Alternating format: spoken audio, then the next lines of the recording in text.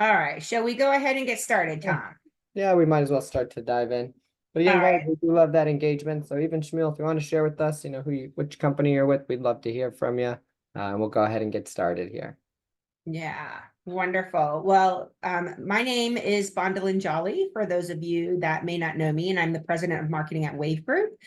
I come from a tech background myself. I was the founder and CEO of Emerge, which was the leading email marketing platform in the real estate sector. I sold that company in 2018 and then spent 4 years serving as the chief marketing officer inside of the organization that acquired me, helping build that company from about 16 million to 76 million over my tenure there. And then I exited that company in late 2022 to go back to my consulting roots to join the Wave Group. And really, what I absolutely love to do is work with all of Wave and RE Technologies, MarTech and FinTech companies, and help you grow in the same way that I achieved my own success. So I am very happy to be here today, and I thank you all for dialing and attending. Awesome. Well, folks, my name's Tom Bauman. I'm from New York. I actually have worked with thousands of agents and brokers in my career. I used to work as a digital marketing coach, teaching agents and brokers how to use social media, how to use lead generation to actively grow their businesses and to deliver their value propositions to their customers. In my current role, I work as a VP of sales for RE Technology. I now work with hundreds of tech companies within the real estate space, helping them translate and deliver their value proposition to those agents, those brokers, MLS professionals to help them, reach their prospective audience and intentionally grow their businesses. And so excited about what we do. Love working with RE Tech, with Wave Group. Excited to be here with all of you here today. Yay. So a couple of quick housekeeping items. We are recording today's webinar, so you will receive an email follow-up, usually 24 hours later, so about tomorrow morning. You'll receive a follow-up with a link to today's webinar. So all of the talking points will be there. If you want to revisit, if you have to drop off early, not a problem. We're going to be sharing some links with you in the chat. This webinar is all about you, right? We dial in here and we have these conversations to help you and your business. So feel free to ask Tom or myself questions. The more interactive you are, the better we can shape our conversations around you. So don't be shy. Sometimes you guys are a little shy, but don't be. And I actually want to start with a couple of things. So I'm putting a link into the chat right now. So we decided not to do a slide deck or anything like that today. I always find it a little death by PowerPoint if you're just sitting staring at a slide deck and then Tom and my beautiful faces are relegated to an upper corner somewhere. So we just thought we would have this really open conversation. The link that I did put into the chat for you is a link to an article that I wrote breaking down all of today's talking points for you. So Tom and I got together, put our heads together around all of this. And so you are welcome to take notes, but you can go ahead, pull this up. You can reference this along with us. So just feel free to pull that up. And I think we'll just go ahead and get started. I still see a few people that are popping in, but we're just going to go ahead and really dive in. So I have a couple of questions I want to ask you guys. So open up your webinar chat. And, we just wrapped up Q1. And so I know, in Q3, Q4 of 2023, you guys probably spent a lot of time working on what your 2024 goals, business goals were going to look like, your sales and marketing goals. And I am curious to see how you finished Q1. So in the chat right now, just tell me, did you meet your Q1 sales and marketing goals? Are you under? Are you over? Just give me an idea of that. And we'll give you just a minute to put that information in. Yeah, and I know, Tom, it's interesting. I mean, 2024 is a really evolving real estate landscape. Oh, awesome. Awesome, awesome. Good to see some goals being met here. Seeing some under goals, not unexpected. It's interesting because Tom, when you and I were prepping for this, I use that term purchase paralysis. Yeah. And we're seeing some of that at the broker and agent level right now, right? Because, these sort of ever evolving commission lawsuits, you've got brokerages. I mean, I'm on the phone constantly, with people who have these concerns and are trying to navigate it, and they're hyper focused on retaining the agents that they have and not seeing these big drop-offs. And so there's just a lot that's going on. And, we've seen sort of that domino effect, on our tech company partners, right? Because, you might have been anticipating, certain contracts coming in, particularly our guys that work on these long-term sales, like enterprise type deals. And then all of a sudden you're having some of your big broker clients, hitting that pause button and writing things out and saying, well, let's wait until Q2 kind of thing. So for everybody that is saying that you've met your goals, I don't see anybody saying exceeded goals, but I do see met goals, which is absolutely fantastic. So congrats on that. And for those of you, that finished a bit under goal, not surprising at all with the current landscape for sure. Yeah, and I think what I would add to that, Bondolin, too, just to kind of reiterate what you said with sort of that analysis paralysis, right? There's a lot of uncertainty in the market right now, and we're seeing that with agents, with brokers, people are considering, whether or not they should still be in the business, what's going to happen, and there's a lot of sort of confusion around what's going to happen over the next few months with the NAR settlements, the new commission structures, and it's important to remember that, folks, what you do today determines where you are 3 months from now, right? So the marketing decisions you're making now are going to determine what Q2, what Q3 looks like. And it is so important to be consistent in that marketing, right? And in order to make a change. So if you didn't hit your goal, you've got to do something differently in order to hit that coming up for Q2, for Q3 and beyond. And so we're excited to show you how to do that here today. You're able to consistently market now. You're able to dramatically expand your market share when all these other companies are starting to pull back. Exactly. So one more question that I have for everybody that is dialed in today as well. I want to know if you have investors that you have to report to.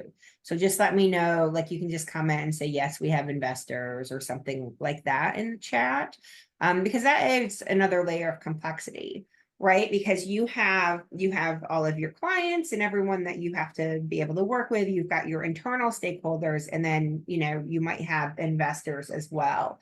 And, sometimes what we'll see with investors is that they're not quite as knowledgeable about, the real estate space, what is currently happening. And so there's a lot of education that has to go around that. And then, when they're looking at you, hey, why have you not met your goal, right? That's where that education really has to kick in. So just let me know, do you have investors inside of your companies? So go ahead and put that in the chat for me too, guys. So while you're doing that, Tom, we work with so many different, tech companies, and there's a lot of very common mistakes that I see. And, for me, when I was growing my company, I kind of took my lumps and bruises. I was really fortunate. I was surrounded by some really amazing mentors, that were there to sort of, be a guiding force for me as I was building my first tech company. And, but there's just a lot of common mistakes I see, and particularly when you're sort of in a volatile landscape. And so we've got like 10 different points today that we're going to take you guys through. Once again, I put a link in the chat that links to those top 10 common mistakes. So you can go ahead and click that link and download that document. But the first thing that, points 1 and 2 kind of fall around your audience. So one of the things that I see when I'm working with companies on like their marketing, or I'm asked to kind of step in and do an audit or review of their marketing, is really this idea of truly not understanding who the audience is. Thanks, Jason, for sharing that. I think that like the real estate community is a very unique business vertical. We have brokerages and we have agents. 9 times out of 10 are not employees of the brokerage. They're independent contractors.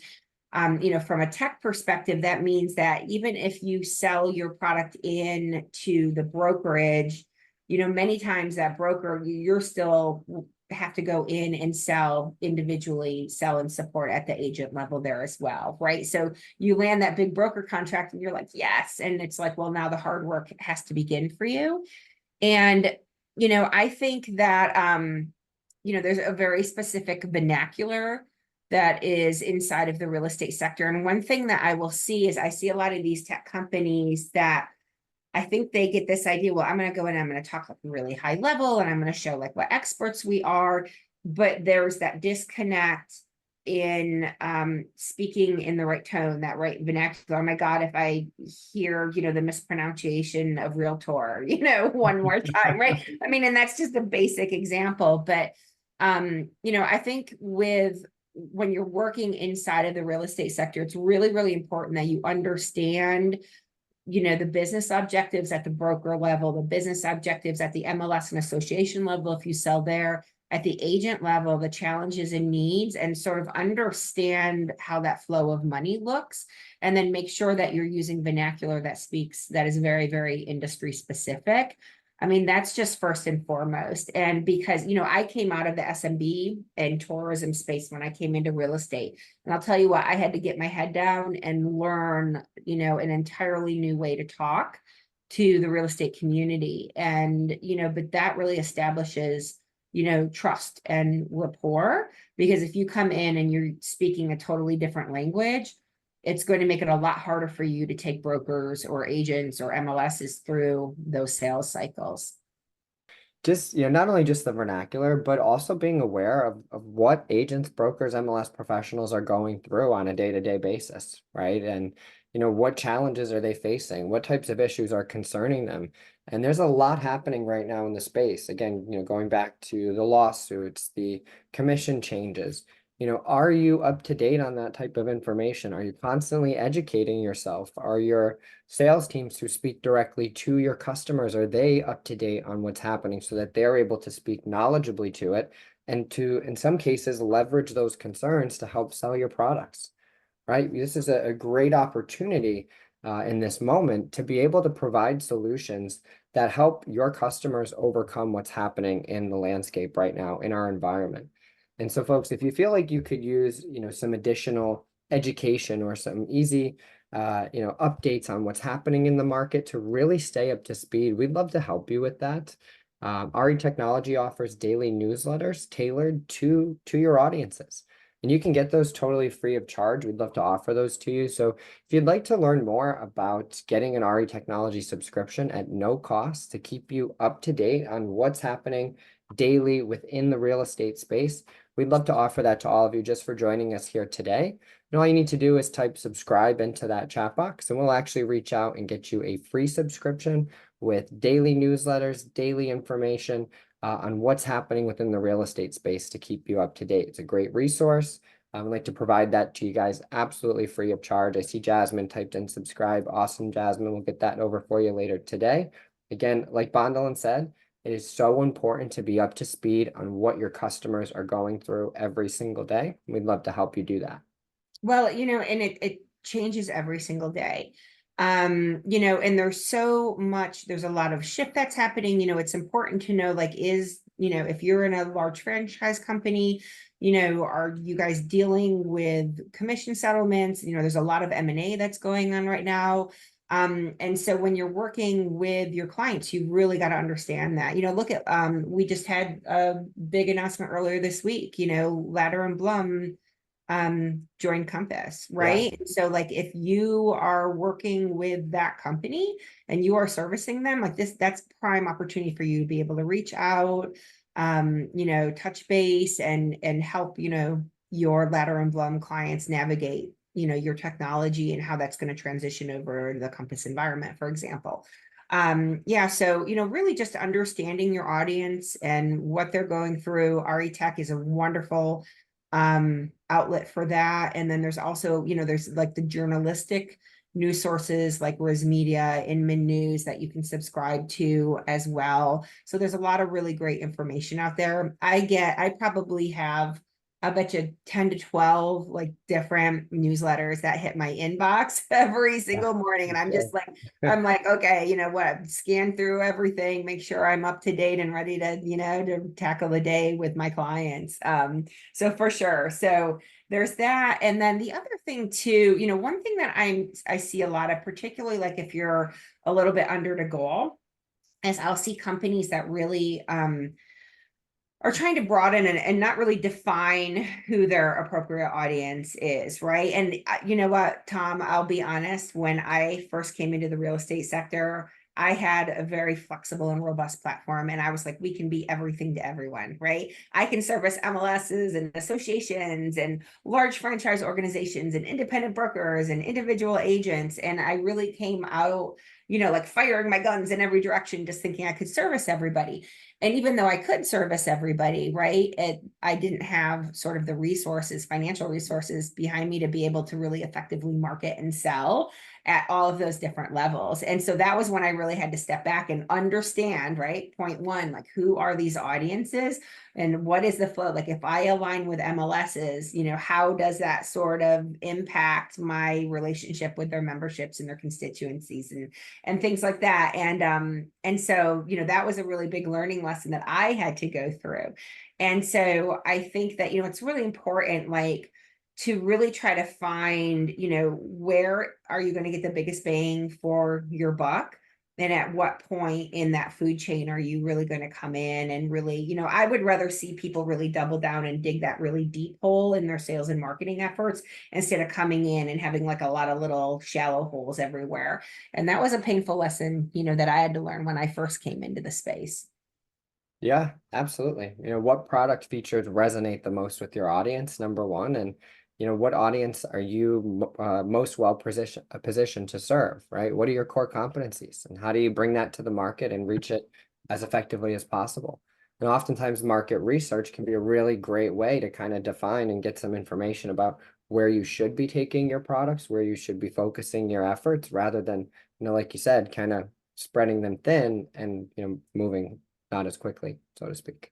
Yeah, and at Wave, you know, we do a lot of that, right? So we'll do competitive analysis. You know, we'll do different kinds of market research. We can do surveying of the audience segments, and we're really good. I mean, we have our fingers on every Yeah. everything that's going on, right? So if you come to us and you say, okay, like, you know, I really want to aggressively go after this audience segment, we could say, okay, well, let's look at how you compare and contrast to your competitors. Let's look at what your positioning statements are going to be. You know, and we can really give you a lot of really, really intelligent insight there. And sometimes, you know, it can be as simple as just, you know what, you're trying to come out of the gate and you're going to go head to head with this particular sales and marketing messaging against, you know, this big power player. But if we just make this one little shift here or this one little tweak in the approach here and in your brand positioning, you know, we can really create more differentiation for you. So that's something that I love to do with all of our clients over at Wave Group. So Yeah, I know even in the past we've done focus groups, getting really in depth, and there's just so many ways to really sort of, develop additional insight into what your audience is looking for and make sure that your product is able to meet that. So awesome opportunity and great work that they do at Wave. yeah, for sure. All right, let's talk about marketing budgets. And I've actually got quite a few points in that document I shared with you guys about marketing budgets. And obviously, you know, right, I used to, I mean, I just live and eat and breathe spreadsheets. I mean, it's kind of, unfortunately, it's, you know, part of the job. But you know, I think for one thing is, you know, making sure that you have a really, really realistic marketing budget, you know. And I've been working with a couple of companies right now that are, they are emerging, they're new startup companies in the real estate sector, and they have fantastic products. They have put a tremendous amount of time and resources into the R&D around their products, and now they're coming to me and they're like, well, we just have very, very limited funds or basically no funds for our sales and marketing initiatives.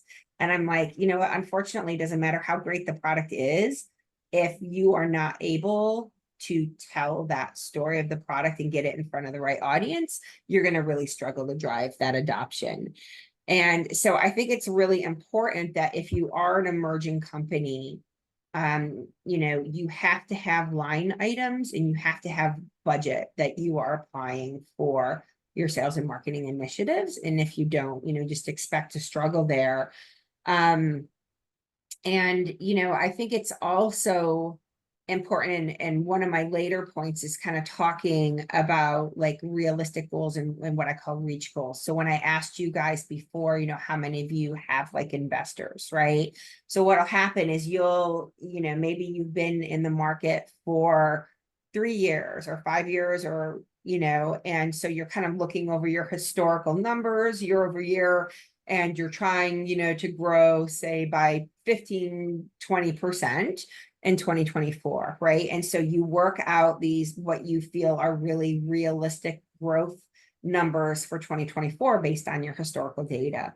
And then you'll have those investors that come back and go, oh, 15-20% isn't going to cut it for us. We want to see 25-30%, growth for 2024. And so what I will do, when I'm doing forecasting and budgeting is that I will have what I call my realistic, right? These are like, this is where we as a company historically have, trended, and this is where we feel we're going to come in. And then I also will create a whole other layer inside of my financial spreadsheets that I call like our reach goals, right? And those reach goals are there to sort of placate, our investors and really show them, okay, well, if we want to hit these reach goals, then this is the type of lead activity that we are going to need to see. This is the types of conversion numbers that we're going to have to see within our sales teams, and and see how realistic or not those are. So I'm kind of curious for everybody that's in attendance, just let me know, do you do that? So when you're doing your sales and marketing budgets for your annual projections, do you have two sets of numbers? Do you have sort of realistically where you feel, and then do you have those reach numbers? So I'm just kind of curious. But that is something that I've had to do. For years now, I've worked with companies. I've either worked in and ran companies with investors or worked with companies that have investors. And so my C-suites will come back to me and be like, well, Bondolin, this is where we really feel we can come in. This is where we're being asked to come in. Like, how do we sort of, balance that and forecast for that? And so that's something that we work with a lot of our clients on. Yeah, and Bundle, I know I've seen you do that over and over again, creating sort of those go-to-market strategies, those marketing budgets, those whole plans for a plethora of different companies.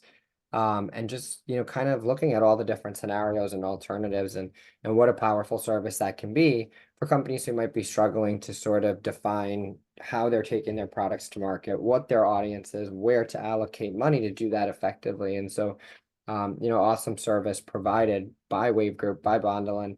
But, folks, remember, marketing is never really a one and done, right? It takes time and consistency to build momentum. When we're talking about, we're looking at those marketing budgets, it's important to remember that consistently adding top of funnel leads is what ultimately feeds your sales team, right? Like you just said, Bondolin. And your lists are constantly changing. You should have multiple different forms of lead flows, and there's so many different ways to generate momentum there, to generate leads. And like Bondolin said, there's different line items that go into that marketing budget. Some of it might be social media ads, and advertising can be very inexpensive, but oftentimes low converting. It could be attending conferences. There's all different ways to keep your funnels full, keep your sales teams moving and on track to hit your sales goals. I'll tell you, RE Technology has a number of different ways that we support companies to help them generate leads, higher intent leads. We hear from companies all the time that the traffic that we tend to generate for them tends to be higher intent further down that pipeline. We'd love to share with you, some of the ways that we can help you, whether it's from the Wave side, helping you craft that go-to-market strategy, whether it's from RE Technology, helping you actually get in front of your audience, high intent, agents, brokers, MLS professionals. There's so much that we can do to assist you guys when it comes to not only planning, but actually implementing those plans, getting in front of potential customers. And folks, if you'd like to learn more about kind of how we can do some of that with you, go ahead and type demo in the chat box, and you can meet with us one-on-one. We can actually walk you through the different tools that we have available to help you achieve exactly what we're talking about, to start to generate leads, to implement your go-to-market strategies, and make sure that you're on track to consistently hit your goals, whether it's that reach goal, hopefully, right? Or your actual goals. We'd love to help you do that. I'm glad you brought that up because my next point was on KPIs, right? Key performance indicators. Yeah. And so, that is huge to me, right? Because for one thing, I don't think, and I used to, I would drive them all crazy because I would be like, if you cannot manage what you cannot measure, right? And so like if I'd have people come to me and they're like, Bundlin, I want you to like allocate, like budget for this. And I'm like, okay, well, like what are the KPIs around this? And like we're gonna, we're gonna measure the heck out of it. And I think that's really important. And especially, like when you within your company, like you have stakeholders you have to answer to, right? And so you might have an allocated marketing budget and you really, really have to demonstrate to your key stakeholders like how that money is being appropriated. And Tom, I've always been a huge fan. I mean, I swear to God, since I came into the real estate space, 15, 20 years ago, I've always worked with RE technology because it's true, those high intent leads. And I could always like, I mean, I lived, eat, and breathe this, right? But say like I was investing in pay-per-click advertising, that was sort of a quantity game. Those were really, really low, like, not the greatest leads, but I knew that I could get a whole bunch of them. I could dump them into like very, very intelligent, like marketing workflows and start to educate and warm up those leads. And within our CRM, you could wait, right? So based on if people attended a webinar, if they downloaded a strategic, marketing piece, something like that, we could kind of tick, make little like weighted ticks against them and finally get them to the point where we would prioritize them for our ISA team. Right. And so those would take a long time though, that might be 60, 90, even 120 days for me to move those sort of low funnel leads, through the food chain. Whereas if I was hosting like a high level, RE technology webinar with you guys, those leads, I mean, for one thing, I would walk off of that webinar and I'd already have, appointments lined up for our ISA team. I mean, they were like literally going right into demo mode and moving forward with those, and so for me, those were really important KPIs. And so then when I would be working on my annual marketing budget and those realistic and those reach goals, I could look back historically and I could say, okay, we spent X amount with RE technology. These are how many leads we got, right? So there's sort of my cost per acquisition, but then I have to look at my cost per conversion for my sales teams too, and how quickly that happened. And that was really always important to me. And that's another mistake that I really see with a lot of marketing teams is they're like, I'm responsible to get the lead, to the table kind of thing, right? And then I step back from that and I'm always like, I'm so intimately connected with all of my sales teams. And I'm like, because I want that feedback and I want to see that entire life cycle of that lead. So it doesn't matter if I'm getting 1,000 leads over here, if only 10 of them convert, or I'm getting 100 leads over here, but 20 of them, right, Yeah. convert. So you can't just look at your cost per acquisition, you have to look at your cost per conversions too. And that's really important. And those are KPIs that really and truly matter. And that's how is going to dictate where you are going to double down and spend your funds. Yeah. Yeah, absolutely. Like you said, there's so many options that are available. Attending conferences, we see companies spend, 20,000 or more to attend a conference. And oftentimes they might not meet with many customers in person. Oftentimes it's hard to track the actual progress that they make from them.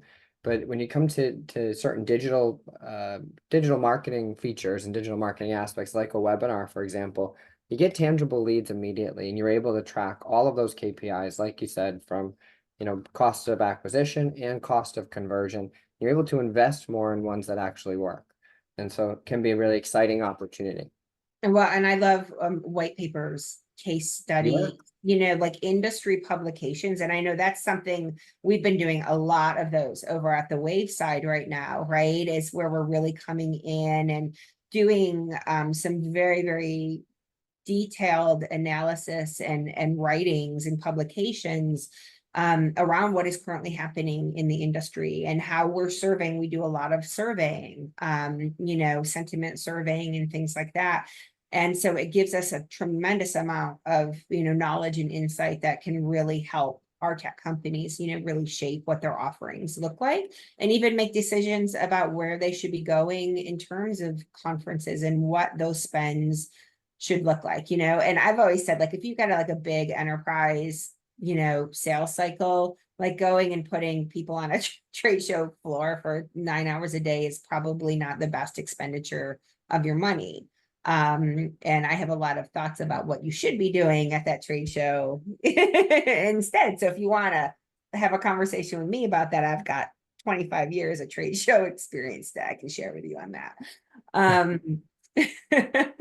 Tom already knows. He's heard Yep, these. I've spent many of those days, 9 hours out there.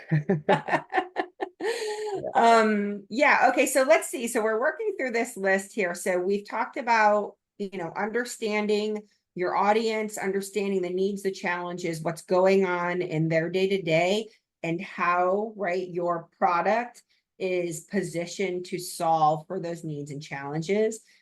We talked about that idea of not being everything to everyone, particularly, if you have limited marketing budget, it can be very, right, that idea of how I said, I'd rather see you dig a deeper hole than dig a bunch of little shallow holes. You can't be everything to everyone.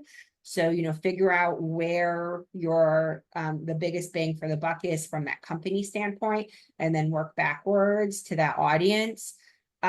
We talked about, setting realistic marketing budgets, right? So making sure that you're not dumping everything into R&D. What happens is you've got an awesome CEO and, they're this amazing tech brain and they have helped build this amazing product. And then they just think the sales are going to just roll in because they've got an amazing product. And that is not going to happen, because if you cannot tell that story and get in front of the right audience, you're going to be in trouble. We talked about realistic versus reach goals, right? So if you have investors that you're trying to placate, yes, they might be pushing you for these reach goals, but I always run two sets of numbers. And what's kind of fun too, like if you're part of a team that is working with the sales team and trying to incentivize those sales teams, it's a lot of fun. You can run different kinds of contests and things like that around those reach goals. And it's a great way to drive, like, incentives and things like that. So you can work really closely with your sales teams on that. And we've talked about KPIs and the importance of, every marketing dollar that you spend, you need to have like intelligent KPIs behind that. And you need to be very transparent with your stakeholders around that too. For those of you that work from a marketing standpoint, when the times get tough, marketing dollars are typically one of those first things that get cut. And, it's up to you to really justify those expenditures and be transparent and help your stakeholders understand the value of the investment. So that is a really big one. So those are the first 5 things that we've talked about, and we've got 5 more. So let's take just a second. Tom, does anyone have any questions or anything on those first 5 talking points? Once again, these webinars are for you. So if you have any questions, go ahead and put those in the chat. Tom and I are watching for them. And once again, I'm going to go ahead and I'm going to share the link to the download, just in case there was anybody who dialed in after we shared that.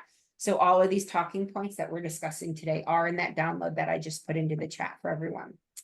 But any questions? Folks, I just want to reiterate too, if at any point today, you do have questions or you're curious to learn more about some of the content that we're talking about, it makes sense to you, maybe you feel like you're not implementing it fully, or you have some room to learn a little bit more about how to do this effectively, type demo into that chat box, because Bondel and I can reach out to you personally. And we can actually, or you can go ahead, you can use the link, schedule a conversation with me. We'd love to meet with you, take a look at what you're doing, provide you some valuable feedback, and see if perhaps there's a way for us to assist you to get your marketing where it needs to be to help you hit your goals for Q2, Q3, and beyond. Again, we'd love to work with you. So feel free to take advantage of it. It is no cost for you to chat with us, get some feedback, and see if there's a way we might be able to assist. Yeah, awesome. So that article is in there. Tom, I put a link to your Calendly, and there's a link to my calendar schedule. So Awesome. go ahead and hit us up. Perfect. Okay, let's keep talking. So while we were talking about marketing budgets, like I said, I've got quite a few points, right? So you've got the realistic marketing budgets. You got to make sure, what is it going to take to get that message out there, over 12 months, the next 24 months, 36 months. We talked realistic and reach goals. And we also, let's talk a little bit about reforecasting. So, some of you shared with us that you are on goal for Q1, which is wonderful. That means, you're heading into Q2 feeling really bullish, and probably kind of continuing with your goals. Maybe you're even, incentivizing your sales teams and things with some reach goals, to see what they can do around that. So that's really cool. For those of you who are under goal coming out of Q1, it's probably a little bit of a stressful time for you. And it can be really stressful, right? So say that you came out, whatever, March, you finished 15% under goal. Does that mean that you can hit April 115% to goal? There's probably a good chance that that's not going to happen. And what you start to see is those under deliver goals start to compound, right, month after month on you. And so all of a sudden, you need to have some kind of miraculous month, and maybe you have a big contract that's pending that will help you, adjust for those numbers. But if not, you really need to start thinking about reforecasting. And I think of like marketing budgets, they're a living, breathing document. It is something that you should be going in. I mean, you're obviously updating it, monthly with all of your reports, with your KPIs, and looking at where you stand to goal and what's performing and what isn't. But you really need to, like if you feel that you're going to be under goal, you need to reforecast sooner than later. And that you also need to be really open with your stakeholders and really transparent about, how you're reforecasting, why you're reforecasting, and what that looks like, right? So, what are your recommended amendments to the marketing budget? How is that going to play out and affect sales numbers over the course of the year? You want to be as proactive as possible about that versus reactive. Once again, if you've got investors, there is going to need to be an education cycle around why you're reforecasting, what is happening in the market, what is trending, and what you guys are looking, how you're trending for that year and why you're doing a reforecasting. The last thing you want to do is sort of, not be open and transparent about this, and then, have the, shit hit the fan, and have that come back as a backlash on you. My other thing with that, I know Tom's like, she's talking like marketing budgets. Like I so do not want to talk that nerdy stuff. The other thing is analyzing and adjusting.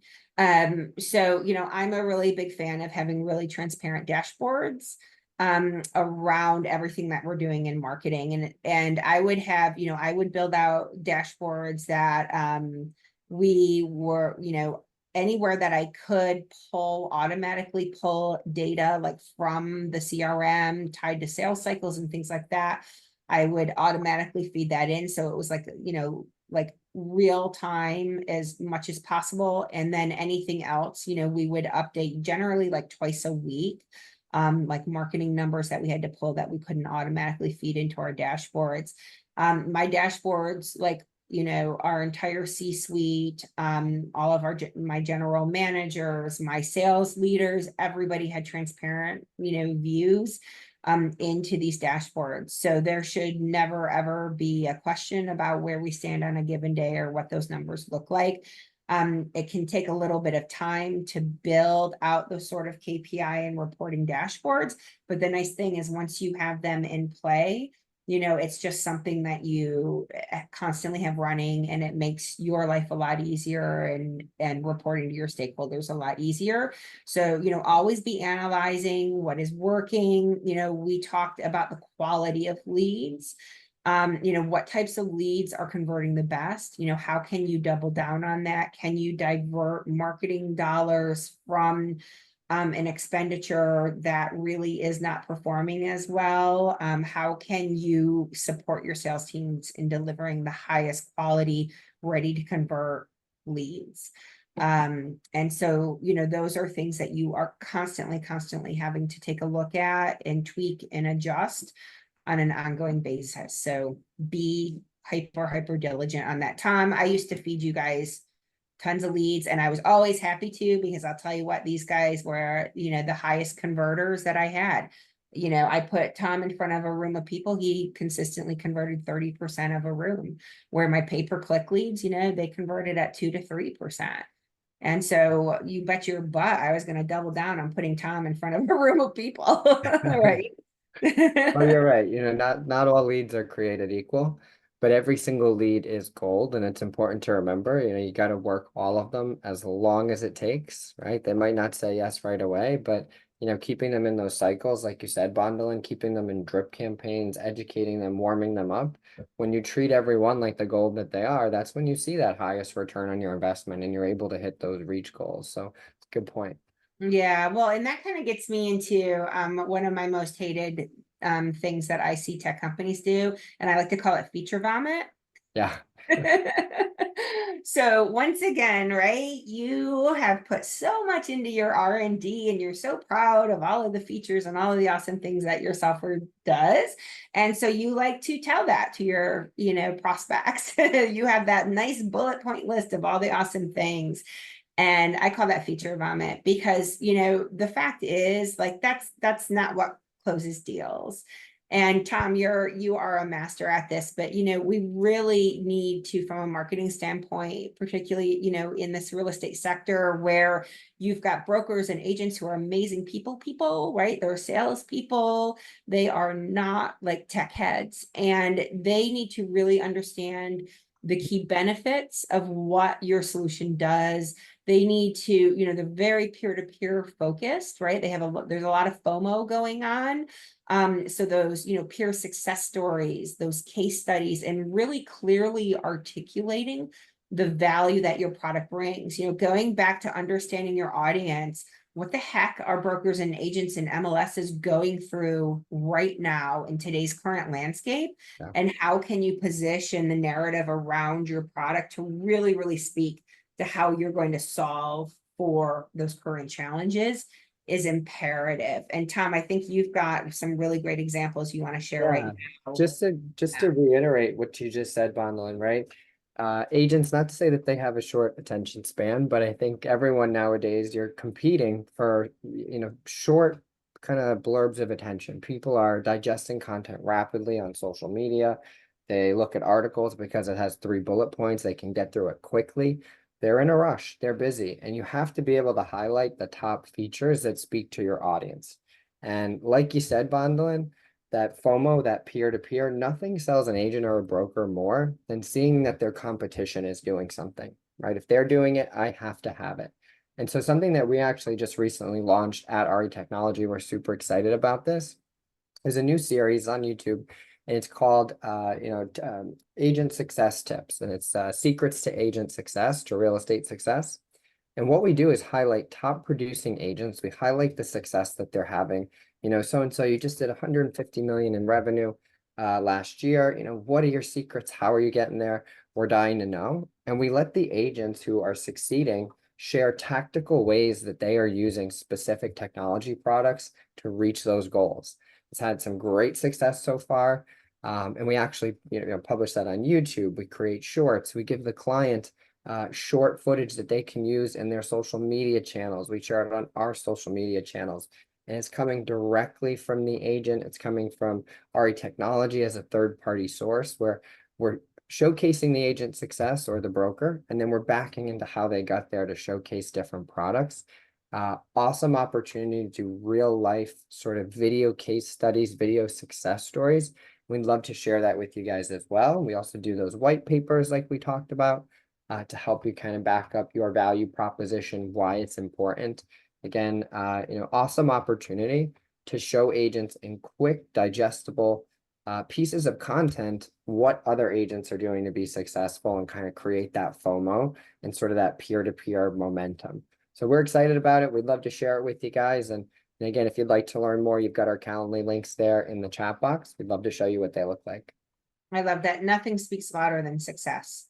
Yeah. Right. And I think what's really cool too, like from a tech company perspective, is that if you can take like one of your shining success stories and really show people like, this was the challenges that, that we came in to help these guys solve. And this is how we solved it. And this is where they are now. And and what did that journey look like? Because I think also, with that sort of purchase paralysis idea is that it can be really hard, particularly if it's something that's a really integral part of running your brokerage or running your day-to-day as an agent. Making a shift or a leap from one product suite to another can be really overwhelming. Like, what is my onboarding process going to look like? What is my investment going to look like? How long is it going to take me to adopt this technology and really understand it? And so I think that if you can share those kinds of success stories and really show people how pain-free, how you truly are solving to make that a pain-free process for them, that's really key, right? Yeah. So And we even ask them stay things. away from the feature vomit. Yeah. And we'll ask them things like, what is the level of support that you received? How does this compare to products you've used in the past? Would you ever go back? Getting your clients, confirming things like that. This is a no-brainer for other agents. There's nothing more powerful to help, really, help agents decide which way they should move.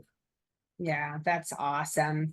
Okay, so let's see. We've got 2 more points. So we started with our first 5. So our second half, so we talked about reforecasting, right, with our budgets. Being super transparent to all of the stakeholders if we are reforecasting and making sure that they understand why we're reforecasting and how it's being impacted by the current landscapes. We talked about analyzing and adjusting, looking at the entire life cycle of the lead, the quality of the lead. Not all leads are made equal. So, understand your cost per acquisition per lead, but your cost per conversion and what that looks like for your sales teams. We talked about the idea of avoiding feature vomit and really focusing on helping deliver meaningful insight into how you are solving real life day-to-day challenges at the agent level, the broker level, the MLS or association level, wherever it is that you guys are selling. Another one, this is kind of a big pet peeve of mine, but please make sure that your lead capture is easy and everywhere. Tom, I love that we're doing this YouTube series. We're very active across all social channels. We have a very interactive website. We've got email newsletters. We're touching right from the Wave and the RE Tech side. We're helping tech companies touch their audiences across a multitude of marketing channels. And we make it very, very easy for leads to raise their hand, right? Gated downloads, registrations for webinars, commenting or being a part of an important conversation. And you really need to think about that, right? From your marketing side, where are you marketing? How are you connecting with your audiences? What does that frequency look like? I was huge on UTMs, for tracking mechanisms to understand where all of my inbound lead activity was coming from. Like I said earlier, you can't manage what you can't measure. So it's always been really important to me when I'm working with a marketing team that we have tracking mechanisms in place. Because if I'm spending money to get in front of an audience, you bet your booty I want to understand what that outcome is looking like. So just, think interactive chatbots, gated educational content resources, value adds, make your lead capture forms really, really easy and simple, make them plentiful and drive people in to engage with your key call to actions. I think even just like sort of the active versus passive lead capture, right? A lot of times we'd see companies who would say, call me, call us to learn more. Most people aren't going to pick up the phone and call. Some will, right? But having like Bondel said, that learn more form, that, favorite button or join our mailing list, right? It's invasive, especially with sort of, Gen Z nowadays. They don't have to expect a phone call, but they can learn more in a more passive way. That still generates a lead for your team to start to educate them, nurture them, and begin to reach out as they become ready.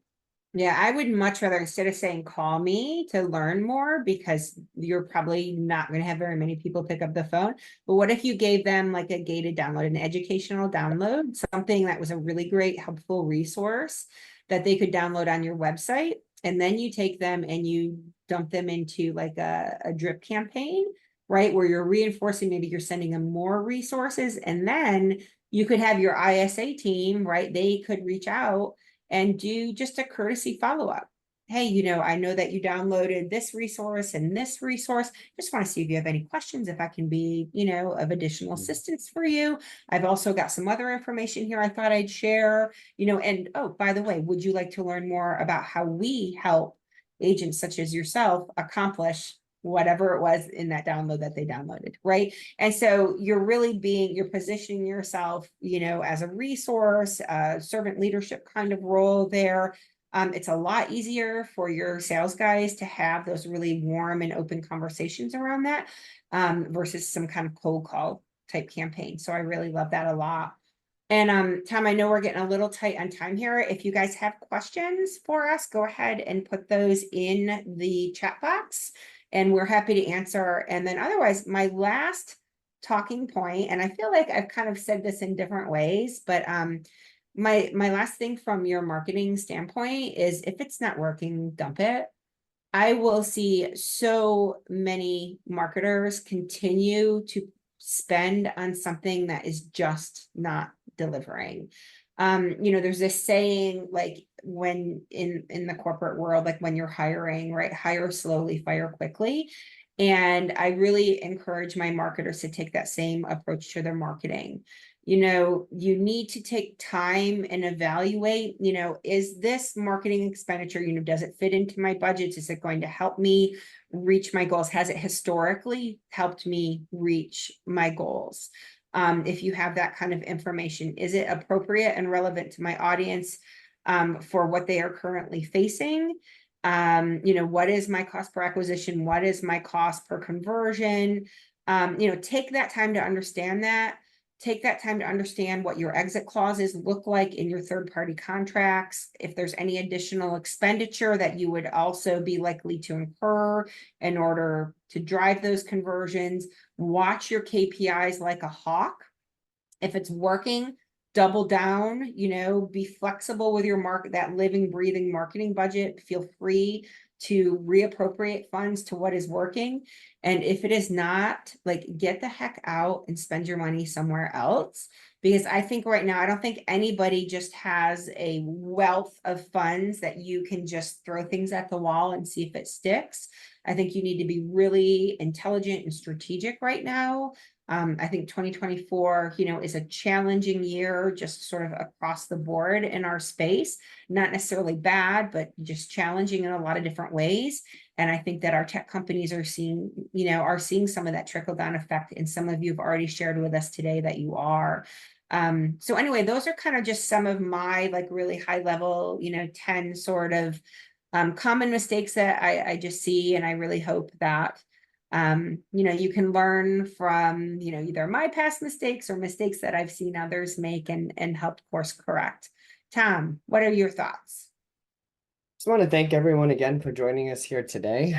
Obviously we're seeing a lot of, like we talked about, kind of that paralysis in the market, not only from agents, from brokers, from tech companies and folks. Things will get better. It's an awesome opportunity to kind of capitalize on some of this confusion, this concern, and continue to be consistent in your marketing. Again, what you do today, what you do in the next few months will determine what the rest of your year looks like, how you hit those goals. Commerce sales will weather the storm, and we would love to help educate you guys, consult with you, help you any way that we can to help you achieve your goals, surpass them, even hit those reach goals. We've got a plethora of different strategies that we can help you employ, and we'd love if you use us as a resource. So thank you for spending some time here with us here today. Bondel, it's always a pleasure. And guys, you've got our links there. Like I said, we'd love to meet with you. No pressure, have a conversation, see if we can assist you and get to know you a little bit better. So thanks again for joining us here today. All right, thanks, guys. See you soon.